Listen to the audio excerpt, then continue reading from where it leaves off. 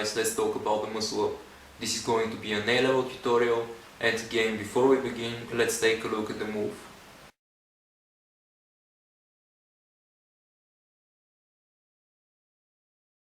So why an A-level move? Simply because it was already given the letter A in the past, but to undisclosed reason to me, the World Gymnastic Federation took it out. Yes, it is true that the back lever, which is also an A-level move, is harder than the muscle up, but on the other hand, the muscle up is much harder than the LC2 rings, which is also given the letter A in the codex. I'm aware of two types of muscle ups. The first muscle up, which is more widespread, the swing muscle up, where you use your body and especially your legs to catch on some initial momentum, and it just your legs do something like that.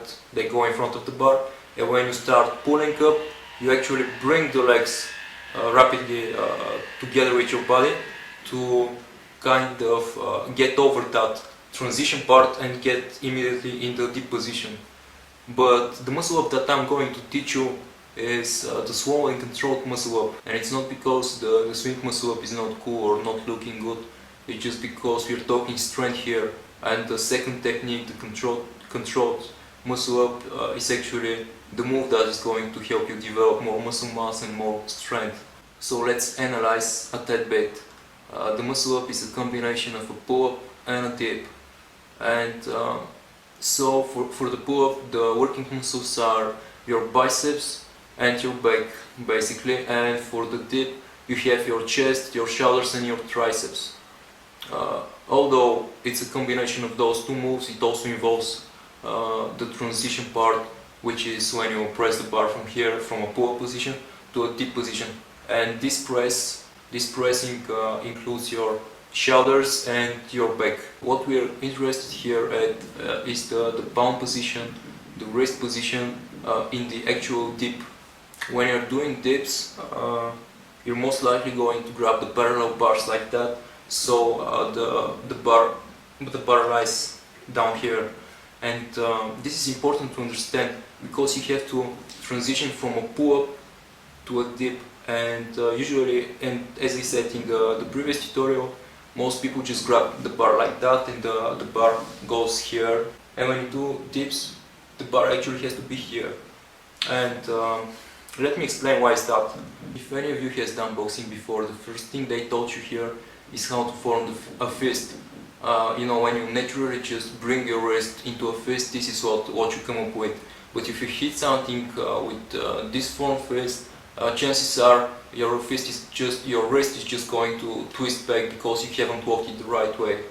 The right way to walk a fist in boxing is when you just bring your wrist and walk it in a position where it becomes the natural extension of your ulna and radius bones, which are the main part of your forearm bones structure.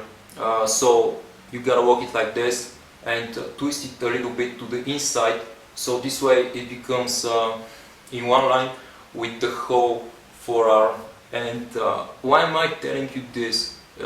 It is the same situation when you're doing dips. If the bar is a little bit more to the upper part of your wrist, it is not in one line with the ulna and radius bones, and chances are your wrist is just going to twist this direction, and you're going to put some pressure on it, which is not necessary, and you have problems doing the muscle up this way. You have to put much more power just to keep the wrist to manage to get into the deep position with your body. If this is my forearm, just notice how it extends this way. Actually, this is the area where the bar has to be in order to be in direct contact with your forearm bones. So this way your wrist will be secure, won't be twisting to the sides, and this is the false grip that you have to use in this move. As for the injuries, the risk here is directed at your elbows. You have to watch out for elbow tendonitis. 2 years ago I used to work the muscle up together with the one arm chin up, and it resulted in a severe tendonitis for 7 months in my elbows. So watch out for that, don't overtrain the move, and methodically, slowly build up the strength that is required to execute it. There isn't much to be said about the actual training. You know, there are these triceps extensions machines and the gyms where you just press the bar like this for triceps, and you can use them to work on the transition move as well. Just grab the bar from up here, start the move here, and continue bringing it down to here, which is the transition amplitude.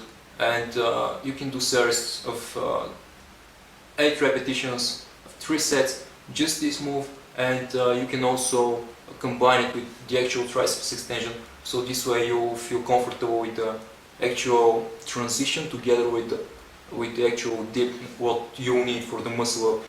And some hints and tips before we finish this tutorial. One of my recommendations for you is to not only work it on the machine, but also do tries on the actual pull-up bar. Use some initial momentum, you can jump or just pull up harder than you need to, so you can generate a little bit momentum, and which will help you with the transition part, as you can see. And sooner or later you'll be able to do it. So just like me, for the L-sit muscle up, there isn't much to be said. If you have a strong L-sit and a strong muscle up, you just naturally combine them in one move. And another tip here is to remember that when you're doing dips, your shoulders are above your wrist. I mean, you don't do dips like this. Your shoulders are above your wrist and you press like this. So you gotta focus on that. Once you're you're towards the end of the transition, you gotta swing forward and catch your shoulders above your wrist, and this way you can just press towards the floor and finish the muscle up. So this is it, guys. This is the muscle up tutorial. I wish you good luck with your training, stay safe, and I'll catch you soon.